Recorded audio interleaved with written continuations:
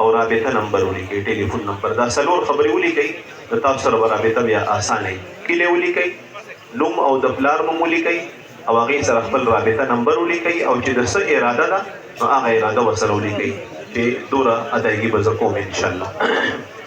محترمو الله مو خوشحاله کا، بس لږ ساعت دپاره موږ سره لږ تعاون وکړئ انشاءالله. الله تعالی به تاسو ډېر لوی اجر به تاسو ته درکړي انشاءالله. بس یو اسانه مطالبه چې انشاءالله هغه ملګرو ته د هغې پوره کولو مساني موږ چونکې د ډېر حضرات داسې معذورو د طرف نه، کونډو د طرف نه، د انتهایي غریبانانو د طرف نه دا یو مطالبه وه چې موږ خو په دې کې د نبي علیه الصلاة والسلام د ناموس مرکز دی ډېر حصه نه شو اخیستی، خو زموږ دپاره داسې لږه لږه حصه د هغې قیمت متعین کوي.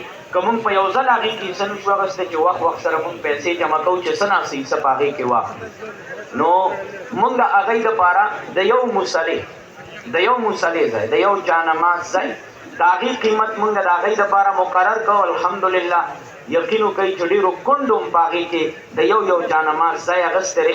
د یو جانماز ځای دا 8000 روپۍ.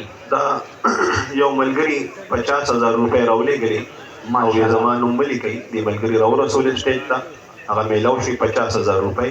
الله دې هغې له جزای خیر ورکړي. نو 8000 روپۍ که چېرته مونږ انشاءالله په دې کې اخلاص وکړو نو په لږ ساعت کې به الله تعالی دغه کمې برابر کړي. کوم ملګري به داسې چې هغه وایي زه به ځان له د یو جانماز ځای په دغه مرکز کې انشاءالله اخلم، 8000 روپۍ دي. خپل نومونه ولیکئ، که چا سره نغدي خو ورکئ او که چا سره نغدي نه نو خیر دی، میاشت پس هم کیدی شي، هفته پس هم کیدی شي، سبا هم کیدی شي. ملګري به تاسو سره رابطه